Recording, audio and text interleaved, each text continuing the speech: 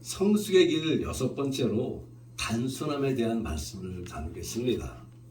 이 국어사전에서요 말하는 단순함 혹은 단순성은 복잡하지 않고요 구조나 내용이 간결하며 이해하기 쉬운 상태로 특성을 말합니다. 단순함이 그렇다는 것이죠. 간결하고 복잡하지 않다는 것이죠. 이런 본질적인 요소만 남기고 불필요한 것을 제거하면서 명료함을 추구하는 원리로서 삶에는요 소박하고 군더더기가 없는 상태, 그리고 논리에서는 가장 간단한 설명을 의미합니다. 제가 1 더하기 1은 2입니다 라고 설명을 드리는데 1 더하기 1에서 뭐 어쩌고저쩌고 큰 빙빙 도는 것이 아니라 아주 간단 명료하게 1 더하기 1은 2입니다. 이런 것이 단순하며 단순성이라는 것이죠. 이 단순성의 핵심 원리는요 가장 중요한 것만 남기는 것입니다. 가장 중요한 것만 남기는 것. 그런데 우리가 혼동하지 말아야 할 것은요 단순성은 단순히 다 털어버리는 것이 아니라 무엇을 비우고 무엇을 남길지를 결정하는 아주 중요하고 정교한 작업이라는 것이에요. 그래서 오늘 말씀을 단순성 훈련이라 이렇게 제목을 좀 붙여봤는데요. 여러분 애플 컴퓨터의 로고가 무엇인지 아시죠? 아무런 설명도 없고 아무런 말도 없이 그저 한 입 꽝 깨물어 먹은 사과가 애플 컴퓨터의 로고입니다. 이 애플 컴퓨터의 창시자인 스티브 잡스는요 레오나르도 다빈치가 한 말인데요 단순성은 최고의 세련이다 라는 것을 자신의 사업에 그대로 적용한 것이에요. 그래서 다른 뭐 구구절절 설명 없이 그냥 한 입 깨물어 먹은 사과. 그래서 지금도 저도 이 사과만 보게 되면은 그냥 애플 컴퓨터가 떠오를 정도입니다. 단순성은 가장 세련됩니다. 말이 그대로 적용이 되는 것이에요. 여러분 혹시 멀티태스킹이라는 말씀 들어보셨나요? 멀티태스킹이라는 말이 있는데 이것도 컴퓨터 용어로 시작된 이 언어는요 하나의 중앙 처리 장치에서 여러 작업을 한꺼번에 한순간에 수행하는 것을 의미합니다. 한 장소에서 한 곳에서 여러 가지 일을 한꺼번에 하는 것이에요. 그리고 이것이 우리의 삶에 그대로 적용되면서부터 삶에서 여러 일을 동시에 한다는 의미를 담고 있어요. 빠른 속도로 움직이는 이 현대인의 삶, 그리고 한정된 시간 안에서 여러 가지 많은 일을 해야 하는 우리의 삶을 아주 잘 표현한 것입니다. 멀티태스킹. 제가 얼마 전에 경험한 것인데요. 역시 센티니얼 파크에서 걷고 있는데 저희 앞에서 오던 한 처자가 거기 가서 걸으면은 걷는 데만 열중하면 되잖아요. 그죠? 거기 사실 걸으러 온 건데, 운동하러 온 곳인데 걸으면서 뭐 하는지 아세요? 걸으면서 이 핸드폰을 보다가 그냥 길가에 조금 웅덩이가 있었는데 거기에 발을 헛디뎌갖고 발이 빠져서 휘청거립니다. 그래서 제가 딱 보는 순간에 눈이 마주쳤어요. 얼마나 창피한지 그냥 눈을 그냥 지게 땅을 내려보면서 막 도망가더라고요. 걸으러 왔으면은 걸으면 되지. 왜 걸으면서 이걸 보다가 발을 헛디뎌갖고 창피를 당해요. 근데 이거는 그뿐만 아니라 저의 경우를 보게 되면요. 식사를 하면서 그 시간을 좀 잘 활용하고자 TV를 켜서 뉴스를 봅니다. 여러분들도 그러지 않아요? 밥을 먹으면서 TV 뉴스를 들어요. 어떤가 하게 되면은 밥을 먹으면서 컴퓨터를 켜놓고 이메일을 또 착각하게 됩니다. 먹어가면서 보면서 여러 가지를 한꺼번에 해요. 근데 여러분 이러한 저의 삶이 어떨 거라 생각하세요? 숨차다고 생각하지 않으십니까? 이러한 멀티태스킹 삶은요 그 무엇인가에 집중하기가 쉽지가 않아요. 그러다 보니 말씀을 봐도 대충 주님을 생각해도 대충 뭔가를 해도 대충 하게 됩니다. 그런데 이러한 멀티태스킹의 삶이 저에게만 한정된 것이 아니라 현대인들의 많은 사람들의 살아가는 모습이에요. 한꺼번에 한순간에 여러 일을 하려고 합니다. 그런데 이러한 멀티태스킹에 비교되는 또 다른 말이 있어요. 모노태스킹이라는 말이 있습니다. 모노태스킹. 이 모노태스킹이라는 표현은 한 번에 한 가지 일만 한다는 것입니다. 한 번에 한 가지 일만 한다. 그리고 이 말은 멀티태스킹의 삶에서 살아가는 우리로 하여금 우리의 삶의 모습과 방식을 아주 주의 깊게 돌아보게 하고 나 자신을 한번 정말 깊숙이 돌아보게 하는 이런 말이에요. 멀티태스킹으로 살아가는 저에게 모노태스킹으로 살아가는 이상. 우리에게 잘 알려진 마더 테레사의 이런 글이 있습니다. 참 우리가 한번 신중하게 생각해 볼 만한 글인데요. 난 결코 대중을 구원하려고 하지 않는다. 난 다만 한 개인을 바라볼 뿐이다. 난 한 번에 단지 한 사람만을 안을 수가 있다. 한 사람, 한 사람, 한 사람씩만. 난 한 사람만 붙잡는다. 만일 내가 그 사람을 붙잡지 않았더라면 난 42,000명을 붙잡지 못했을 것이다. 이 42,000명은 마더 테레사가 전도한 사람의 그 숫자입니다. 42,000명. 이분은 처음부터 42,000명을 잡은 것이 아니라 한 사람 한 사람을 잡았는데 나중에 보니 42,000명을 주님 앞으로 인도했더라는 것이에요. 그러면서 당신도 마찬가지다. 당신이 다니는 교회도 마찬가지이다. 시작하라. 한 번에 한 사람씩만. 참 생각해 볼 만한 좋은 글이에요. 생각해 볼 만한 좋은 글. 저도 기도하면서 하나님 우리 세상의 진역에 부흥 허락해 주세요 라고 기도합니다. 기도하면서 하나님 보세요. 빈자리 많죠? 빈자리 다 채워주세요. 그러면서 상상합니다. 한순간에 그냥 꽉 채워지는. 그런데 마더 테레사는 한 사람 한 사람 한 사람. 그러나 결국에는 42,000명을 주님 보험으로 인도한 것이에요. 도엘 엘진이라는 쓴 사람이 단순함의 정원이라는 책을 썼는데요. 이 책에서 저자는 건강한 삶에 있어야 할 단순함의 풍요로움을 8가지로 소개를 했는데 제가 특별한 순서 없이 아주 간단하게 소개해드리겠습니다. 깔끔한 단순함이 있어요. 깔끔함의 단순함. 이 깔끔한 단순함은 너무 빠르고 스트레스가 많고 조각난 삶을 주도하는 것을 말합니다.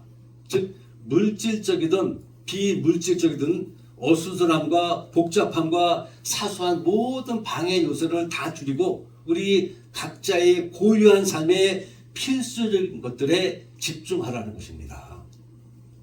이 플라톤이라는 사람이 유명한 사람이 말했듯이 자신의 방향을 찾기 위해서는 평범한 일상의 삶을 단순화해야 한다라고 말합니다. 내 삶이 여러 가지 길로 왔다 갔다 하게 되면요, 내가 어디로 가는지 모릅니다. 그죠? 내 앞에 5가지의 갈래길이 있어요. 이 갈래길을 다 가고 싶습니다. 막 왔다 갔다 하게 되면요, 가지를 못해요. 제가 오늘 아침에 그 올리에 있는 자이언트에서 약을 사갖고 오면서 그 전에 그 길을 많이 다녔지만은 눈에 띄지 않던 작은 길, 숲속의 길 하나가 눈에 딱 들어오는 것이에요. 순간적으로 그 길로 가고 싶다는 생각이 듭니다. 제가 만약에 교회 오는 것을 포기하고 그 길로 빠졌다면 어떻게 되었을까요? 엉뚱한 데로 갔을 것입니다. 플라톤이 말하는 것이 이것이에요. 내가 가는 길이 교회를 향하는 길이라면 거기에만 집중하라는 것이죠. 단순하게 거기는 집중해서 글로만 가라는 것입니다. 옆에 아무리 새길이 궁금한 길이 있다 할지라도 거기에 신경 쓰지 말고 내가 가야 할 길로 가라는 것입니다. 또한 생태적 단순성이 있는데요. 이 생태적 단순성이라는 것은 지구 생명 공동체에 대한 깊은 경외감을 가지고 인간을 제외한 동식물의 영역 또한 인간과 마찬가지로 존엄과 권리를 가지고 있음을 그대로 받아들이라는 것입니다. 또한 가족의 소확함도 있는데요. 이것은 정말 우리에게 필요한 말씀인 것 같아요. 이 단순성은 물질주의나 무엇인가를 소유하기보다 가족의 안녕을, 가족의 평강을, 가족의 평안을 우선시하라는 것입니다. 그러면 말하기를 삶에서 가장 중요한 것은 종종 눈에 들어오지 않는데 가족이 그 중에 하나라는 것이에요. 가족이 그 중에 하나다. 그러다 보니 많은 사람들이 이 가족의 소중함보다 자기가 손에 쥐는 것에 더 많은 관심을 갖게 되고요. 그것을 지기 위해서 가족은 일단 뒷전에 내쳐놓고 온갖 노력을 남기지 않습니다. 저도 제 아이들과 헤어진 지 지난 8월 달에 7월 말에 헤어졌으니까는 그는 몇 개월이 돼요. 근데 성도님들 허락해 주셔서 4월 마지막 주 예배 20일 예배 마치고 바로 달라스에 가서 아이들을 보고 옵니다. 이 한 몇 개월 만에 보는데 벌써부터 기대가 돼요. 벌써부터 기대가 되고 지난주에도 지난 금요일인가 토요일날 우리 며느리한테서 전화가 오고 화상 통화를 했었는데 우리 이제 그 손주놈이 말을 조금 배워요. 그래서 카우가 뭐라 그러는지 일단 무 그러기도 하고요. 그리고 근데 제가 평소에 알지 못했던 소리를 내는 겁니다. 우리 며느리가 우리 손주한테 테리야 상어가 어떻게 물어 그랬더니 빽 하고 그러더라고요. 이것은 제가 이제 영상으로만 봤지만은 요번에 가서 직접 제 눈으로 볼 겁니다. 그래서 제가 거기에 화요일날 도착했는데 우리 며느리하고 아들들이 수요일날은 다 오프하고 저랑 같이 시간을 보내겠다고 합니다. 얼마나 고마운지 몰라요. 몇 개월 만에 우리 식구들하고도 소중한 시간을 좀 나눌 것 같습니다. 여러분들도요. 우리들의 삶에 갖고 싶은 거 많아요. 순간 갖고 싶은 거 많고 이루고 싶은 거 많을 겁니다. 그러나 가족이 첫 번째예요. 가족이 정말 중요합니다. 이 가족의 중요성을 잊지 마시기 바라고요. 이외에도 모든 사람의 삶의 영역에서 상호 보장된 미래를 위해서 협력과 공정을 통해서 타인과 깊은 유대감을 갖게 하는 연밀 어린 단순함이 있고요. 건강한 경제를 위한 비즈니스의 단순성이 있습니다. 공공생활의 여러 영역에서 참된 변화를 추구하는 시민의 단순성도 있고 적게 소유하지만은 풍성한 나눔을 이루게 하는 검소의 단순성이 있어요. 그리고 마지막으로 앞에서 말씀드린 이 7가지 모든 것을 포함한 영혼의 단순성이 있습니다. 영혼의 단순성. 이 저자는 말하기를요. 영혼이 담긴 단순함은 삶과 영혼의 온전한 연결을 이룬다고 합니다. 하나님께서 우리를 지으시고 지난주에 말씀 나눴듯이 우리들에게 생명의 샘을 주셨잖아요. 이것이 나의 삶과 일맥상통하게 통한다는 것이요. 이러한 영혼의 단순성을 말합니다. 끊임없는 풍요로움과 내면의 생동감을 만끽한다는 것이죠. 그러면 이어서 말하기를 이렇게 단순하게 살면은 우리를 감싸고 지탱해주는 살아있는 우주에 더욱 쉽게 눈을 띌 수가 있고 눈에 보이지 않던 자연의 아름다움이 눈에 들어오고 귀에 들리지 않던 새들의 지지배배 소리가 들리기도 하고요. 그리고 무엇보다도 우주의 질서를 만드시고 운행하시는 하나님을 보게 되고 만나게 된다고 합니다. 내 삶이 단순해지게 되면요. 오늘 예배를 마치고 밖에 나가게 되면 우리 오른쪽편으로 나무들이 많이 서 있고요. 새싹들이 돋아나는데 그 돋아나는 새싹을 보면서도 그 안에서 운행하시는 하나님을 만날 수가 있다는 것이에요. 근데 마음이 복잡하게 되면요. 아무리 아름다운 꽃을 봐도 아무리 돋아나는 새싹을 봐도 결코 이런 자연의 질서를 움직이시는 하나님을 만날 수가 없습니다. 하나님이 여기에 들어오지 않고 여기에 들어오지도 않아요. 다른 생각에 워낙에 바쁘다 보니. 그러나 내 삶이 단순해지게 되면은 어디 있다 할지라도 무엇가 대면한다 할지라도 하나님을 만나게 된다는 것이요. 저자가 이 말을 말합니다. 근데 정말 우리가 깊이 한번 생각해 볼 만한 그런 도전적인 말을 주고 있어요. 바쁘게 그리고 복잡하게 돌아가는 세상 속에서 나와서 하나님과의 고요한 만남을 갖는 이 단순성의 훈련은요. 신앙의 성숙을 구하는 자에게는 필요한 교훈입니다. 세상이 너무 복잡해요. 그런 까닭에 삶이 피곤하고 고달픕니다. 그죠? 왜 이렇게 세상이 어지럽고 복잡하게 되었을까요? 그리고 우리는 이러한 복잡한 세상을 보면서 어떻게 지혜롭게 살아갈 수 있을까요? 20절 제가 한번 봉독해 드립니다. 나의 깨달은 것이 이것이라 곧 하나님이 사람을 정직하게 지었으니 사람은 많은 꾀를 낸 것이니라 라고 말씀하고 계세요. 여기서 말씀하시는 많은 꾀라는 것은 많이 생각하고 많이 고민하고 많이 연구한 끝에 만들어낸 방식입니다. 그런데 꾀라는 거 여러분 들을 때 어떤 생각이 먼저 듭니까? 저는 여러분 어떨지 모르지만 꾀라는 말을 듣게 되면요, 이 꾀라는 것이 긍정적인 의미의 언어보다는 부정적인 의미의 언어로 제게는 다가와요. 꾀라고 하면은 이것은 비열하고 부정직하고 속임수와 저도 모르게 그냥 연결이 됩니다. 여러분은 그렇지 않습니까? 제가 왜 꾀가 저한테 부정적이게 되면은 제 어렸을 때 별명이 꾀돌인데요. 그렇다고 제가 그냥 다른 사람을 속이거나 사기친 건 아니었는데, 그래도 돌아다 보니 꾀를 부릴 때마다 제 유익을 위해서 다른 사람에게 조금 손해를 끼치는 것이 있었습니다. 제가 한번 말씀드린 건 기억나죠?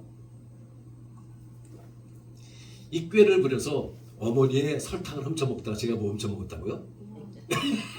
미열을 훔쳐먹어서 아주 된통 혼난 적이 있는데요. 이 꾀라는 거 사실 우리들에게 그 긍정적인 면보다는 부정적인 면을 가져다 줘요. 긍정적인 말이라고 한다면은 꾀라 하지 않고 뭐라 말했을 것 같아요? 맞습니다. 지혜예요, 지혜. 꾀는 그래서 부정적인 면으로 많이 쓰이는가 하게 되면은 긍정적인 면으로 받아들인다면 같은 거지만은 지혜라 하나님께서 말씀하셨을 것이에요. 그렇다면은 사람들이 많이 생각하고 많이 연구해서 만들어낸 방안으로서의 그 꾀는 결과적으로 아름다운 열매를 맺을 수가 없다라는 것입니다. 그리고 그 이유는 분명해요. 우리 인간은 근본적으로 타락한 존재가 아니겠습니까? 타락한 인간의 타락한 생각에서 만들어낸 꾀는 결코 선한 것이 될 수 없기 때문이에요. 그죠? 이 복잡한 세상에서 그렇다면 우리는 어떻게 살아야 합니까? 우리는 단순하게 살아야 합니다. 아멘. 쓸데없는 일로 복잡하게 생각하지 말고 많은 꾀로 어지럽게 살지 말고 단순하게 살아야 합니다. 단순성은 복잡함을 과감하게 굴복시키는 원리예요. 사람들은 많은 꾀를 낸 결과로 결국은 만물보다 거짓됩니다. 부패한 마음을 갖게 돼요. 그래서 설탕 대신에 미연을 집어먹습니다. 그러나 성숙한 영성이란 바로 단순성이라는 것이에요. 단순성. 영적인 사람이 된다고 하는 것은요, 여러분 잘 들으세요.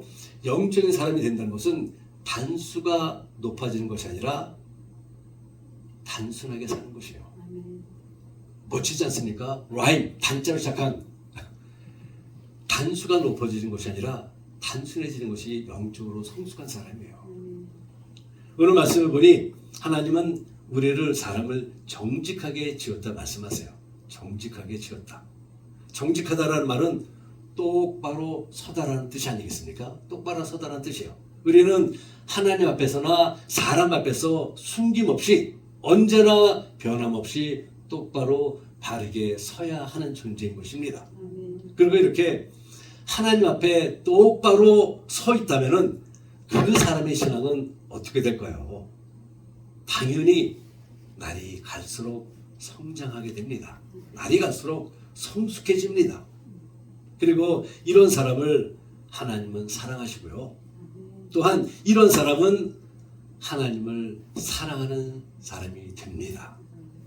생각이 단순하고 오직 사랑하는 일에만 집중하기 때문에 하나님을 사랑하고 그 사랑으로 내 주변에 있는 형제 자매도 사랑으로 품어주게 되는 것이죠.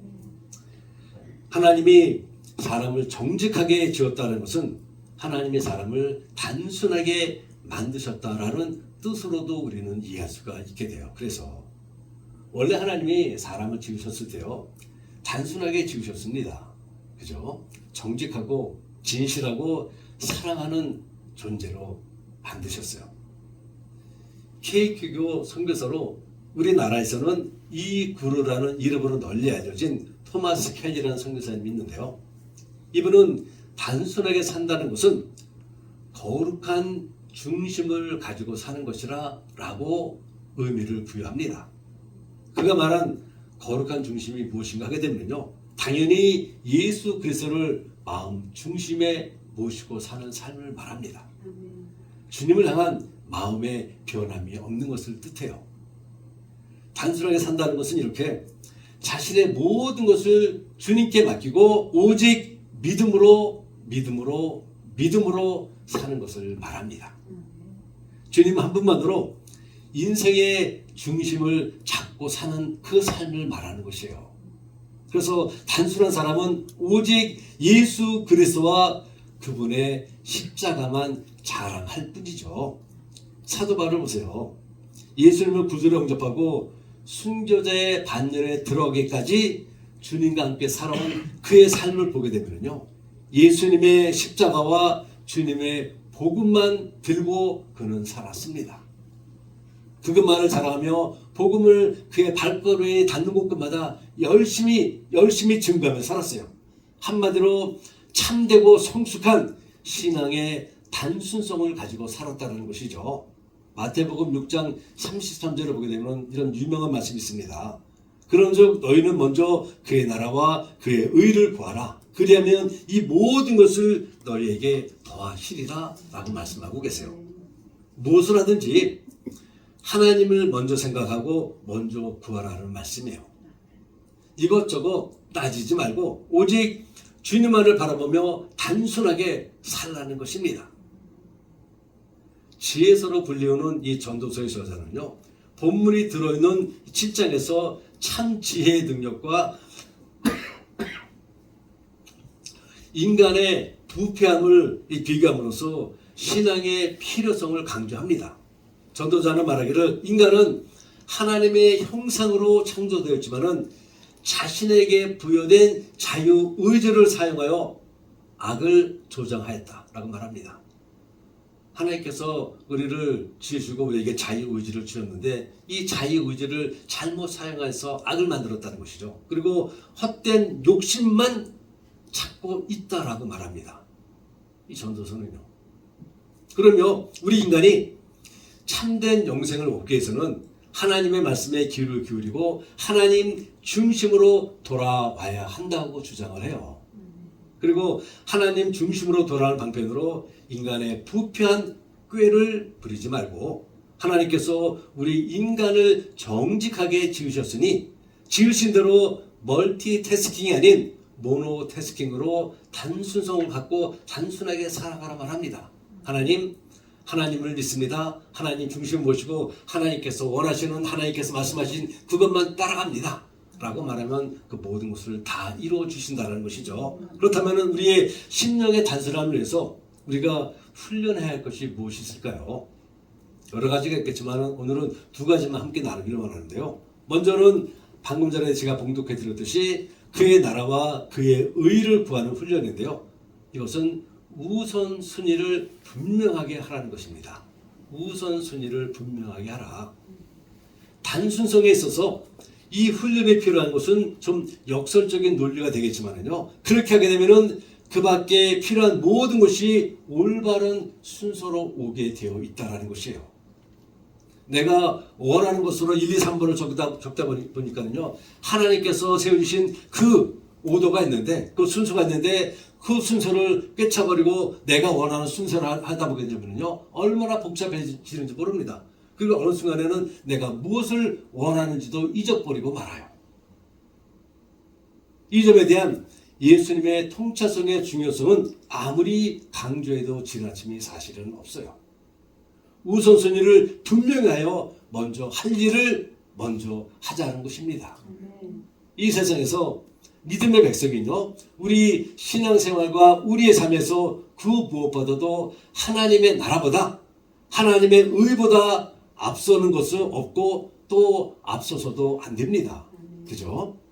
그 무엇이든지 그것이 하나님의 나라와 하나님의 의보다 앞설 때 그것은 바로 우상 숭배가 돼요. 우상 숭배가 됩니다. 그러기에 주님 예수님께서도 하나님의 나라와 그의 의를 먼저 구하라 말씀하고 있습니다. 내가 이 세상에 있는 동안에 살아가는 동안에 우선순위를 분명하게 하고 내가 처음 찾을 것을 먼저 찾으라는 것이죠. 실존주의 아버지라 부르는 덴마크의 철학자이자 신학자였던 케르케고르라는 사람이 있는데요. 그는 이런 말을 남겼습니다. 너희는 먼저 그의 나라와 그의 의를 구하라는 이 말씀의 의미는 무엇일까? 하나님의 나라를 구하는 데 있어서 내가 할 일은 무엇인가? 긍정적인 영향을 발휘하기 위해 적절한 직업을 구해야 할까? 아니다. 그의 나라와 그의 의를 위해 나는 나의 모든 재산을 풀어 가난한 사람들을 먹여야 할까? 그것도 아니다. 곰곰이 생각하건대 하나님 나라와 하나님의 의를 구하기 위해서 가장 먼저 내가 해야 할 일은 하나님 앞에서 아무 일도 하지 않고 고요히 하나님을 바라보는 것이다. 하나님과 함께하는 그 단순함이 그분의 나라와 그분의 의를 구하는 가장 기본적인 시초다라고 말합니다. 우리는 이 결과를 먼저 따지기를 원합니다. 우리는 방법론을 하나님께서 그의 나라와 그의 의를 구하라고 말씀하시면 머릿속에서 여러분은 아닐지 모르겠지만 제 머릿속에서는 어떻게 해야 그 하나님 나라와 하나님의 의를 먼저 구할까? 그렇게 되면 어떤 결과가 일어날까? 저는 한 단계, 두 단계, 세 단계 먼저 앞서서 쓸데없는 걱정을 해요. 근데 이 케르케고르는 가장 기초는 아무것도 하지 않는 것이다. 아무것도 하지 않는 것이고 하나님과의 고요한 만남을 가지는 거라 말합니다. 여러분 이 훈련 어려울까요? 쉬울까요? 쉬워요. 한번 해보시기 바랍니다. 쉬운데요. 그 후에 다가오는 그 복은요. 그 후에 다가오는 권능은 엄청납니다. 감히 우리가 생각하지 못했던 거 하나님과의 고요한 만남을 갖고 내가 하나님 안에 하나님이 내 안에 계시다면 내 삶은 하나님께서 가장 귀하게 쓰는 이 시대의 영성의 도구가 됩니다. 이러한 단순성의 효과가 이렇게 대단하다는 것입니다. 이것을 위해서 하나님과의 고요한 만남, 길지 않아도 돼요. 10분이든 5분이든 정말 세상에 있는 거 모든 거 생각 복잡한 거 다 내려놓고 하나님, 저 앞으로 5분 동안 하나님만 바라보겠습니다. 앞으로 5분 동안 하나님만 생각합니다. 라고 하나님과의 고요한 만남을 가지시기 바랍니다. 두 번째는요. 예와 아니오를 분명하게 하는 훈련입니다. 예스 앤 노가 분명히 한다는 것이죠. 마태복음 5장 37절인데요. 오직 너의 말은 옳다 옳다 아니라 아니라 하라. 이에서 지나가는 것은 악으로부터 나느니라 라고 말씀하고 계세요. 만약 여러분이 어떠한 일을 동의한다면요. 애매모호한 말이나 추상적인 공론을 다 떨쳐버리시고 정직하게 그리고 성실하게 그리고 분명하게 하라는 것입니다. 하나님께서 아들아 오늘 날씨가 상당히 좋으니 센테니얼 파크에서 걸어라. 근데 하나님 제가 지금 알러지가 좀 심해갖고요. 센테니얼 파크에 거기 되면 좀 더 심화되지 않을까요? 하나님께서 걸어라 하게 되면 예스 하고 걷고는 밤새도록 잠을 못 잘지언정 걷는 겁니다. 만약에 여러분이 하나님께서 어떤 사명을 주시는데 내가 생각해 보는데 손해를 많이 볼 것 같아요. 육신적으로도 많이 피곤할 것 같아요. 이 핑계 저 핑계 되게 되면 어떤 일이 벌어질까요? 하나님은 나를 통하여 당신이 계획하시던 그 일을 이루지 못합니다. 그러나 어떤 환경이 날지라도 하나님 제가 맡겠습니다. 제가 하겠습니다. 하게 되면요. 그것을 감당할 수 있는 힘과 능력, 권능 다 주세요. 제가 어젯밤에 애들쌤 고생하고 나니 우리 사모님께서 오늘 저를 보게 저를 주시고 좋은 약이 있으니까 이따 오해 주신다고 했습니다. 아마 그래 금방 맡게 될 것 같아요. 대부분의 사람들이요. 예와 아니오를 결정하는 동기가 있는데 그것이 무엇인 줄 아세요? 결정 동기는 하나님의 명령에 순종하는 데 있는 것이 아니라 다른 사람이 나를 어떻게 생각할까? 이 염려로 yes and no를 결정을 합니다. 내가 다른 사람들에 어떻게 비춰질까? 사람들을 향한 눈치에 의해서 나의 결정이 이루어진다는 것이에요. 내 의지가 아니라 다른 사람에 의해서 yes and no가 결정이 됩니다. 참으로 억울한 삶 아닙니까? 내 삶을 내가 결정하지 못하고 왜 주변 사람의 눈치를 보고 yes and no를 결정해야 할까요? 참으로 슬픈 일이에요. 내가 옳고 그름을 결정하는 일에 왜 다른 사람의 입김에 휘둘려야 합니까? 왜 다른 사람의 눈치를 봐야 할까요? 그러다 보니 나의 대답은 늘 애매모호합니다. 늘 애매모호해요. 그리고 그러다 보니 더 매력적인 기회가 생기게 되면요. 혹은 사람들로부터 찬사를 받을 만한 그런 상황이 발생하게 되면은 우리는 매우 신속하게 우리의 결정을 싹 뒤집어 버립니다. 손바닥 뒤집듯이 싹싹 뒤집어 버려요. 그러나 우리의 말이 하나님께 순종하는 가운데 나온 것이라면요, 우리는 예를 아니오로 뒤집는다든가 혹은 아니오를 예로 뒤집을 이유가 없어요. 다른 사람의 입김에 휙휙 휘둘릴 필요가 없습니다. 다른 사람의 눈치에 눈이 팍팍 돌아갈 이유가 없습니다. 이때는 우리 말이 하나님이라는 오직 한 근원을 가지고 있기 때문에 우리는 분명하게 예스, 노를 정하고 예스 하면 그 길로 가는 것이고 노 하면 단호하게 잘라버리는 것입니다. 이게 바로 단순성의 훈련이라는 것이에요. 다른 사람들 눈치 보는 것이 아니라 하나님 말씀만 집중하고 하나님께서 하라 하게 되면 예스, 하나님께서 하지 말라 하면 안 하는 겁니다. 키에르케고르는 다음과 같은 단순성 훈련을 위해서 우리가 기억하면 아주 유익한 말을 남겼습니다. 당신이 하나님께 전적으로 순종한다면 당신에게는 모호한 말이 없어진다. 그리고 당신은 하나님 앞에서 매우 단순해진다. 라는 아주 우리가 깊이 생각해 볼 만한 이런 말을 남겼어요. 그러면서 이어서 이렇게 말합니다. 사탄의 모든 괴계와 유혹의 모든 수단으로도 불시에 빼앗아 갈 수 없는 것이 하나 있는데 그것이 바로 단순성이다. 왜요? 단순성은 하나님과 나만의 만나는 그 시간이라고 말씀하지 않습니까? 하나님이 내 안에 있는데, 내 안에 계시는데 아무리 힘센 놈이 온다 할지라도, 아무리 힘센 사탄이 온다 할지라도 감히 근처에 접근도 하지 못합니다. 그리고 나사렛 예수 그리스도를 명하게 되면요, 한 길을 왔다가 7길을 도망가는 것이 바로 이 사탄 놈들이에요. 예수님의 삶은 단순하셨습니다. 제자들도 그랬습니다. 사도들도 그랬어요. 의식주 생활을 봐도 그랬고 직업을 봐도 그랬습니다. 공중에서처럼 들의 백과파처럼 하나님만 바라보며 욕심 없이 살았습니다. 하나님만 그들의 믿음 속에 심령 속에 품고요. 그러면서 성실한 몫으로, 성실한 업으로, 성실한 천막 기술자로 살아가며 하나님 앞에 모든 영광을 돌리게 된 것이에요. 이런 단순함은 여호와는 나의 목자시니 내게 부족함이 없으리로다 라고 고백하며 그들의 내면에 임하는 자유함을 누리며 성숙한 신앙인의 삶을 살아 지금도 우리들에게 도전을 주고 있는 것입니다.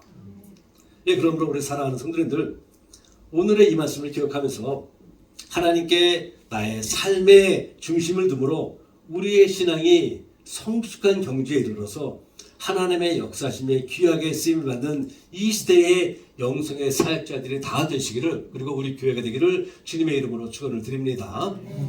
하나님, 이 고맙고 감사를 드립니다. 하나님, 단순함, 하나님께서 우리들에게 말씀해 주고 계시기를 단순함은 모든 것을 다 내려놓는 것이 아니라 우선순위를 분명하게 하는 거라 말씀하고 주고 계십니다.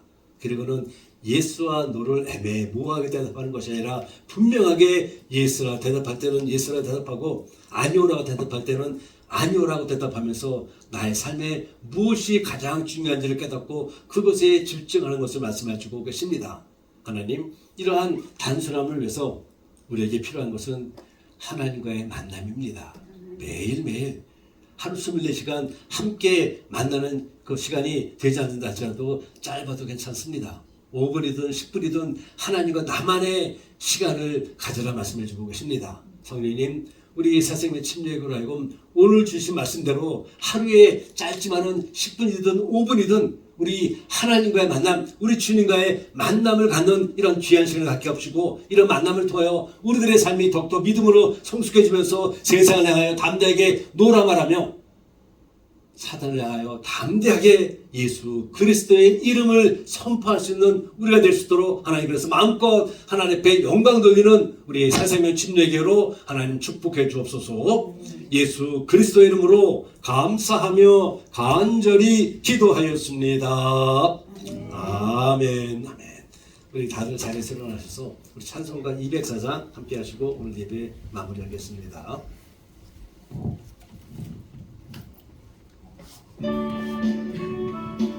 나의 구주 삼고 성령과 피로써 거듭나니 이 세상에서 내 영혼이 하늘의 영광 누리도다. 이것이 나의 간증이요 이것이 나의 찬송일세. 나 사는 동안 끊임없이 구주를 찬송하리로다. 온전히 주께 맡긴 내 영, 사랑의 음성을 듣는 주께 천사들 왕래하는 것과 하늘의 영광 보리로다. 이것이 나의 간증이요 이것이 나의 찬송일세. 나 사는 동안 끊임없이 구주를 찬송하리로다. 주 안에 기쁜 누림으로 마음의 풍랑이 잔잔하니 세상과 나는 한곳 없고 구속한 주만 보이도다. 이것이 나의 간증이요 이것이 나의 찬송일세. 나 사는 동안 끊임없이 구주를 찬송하리로다.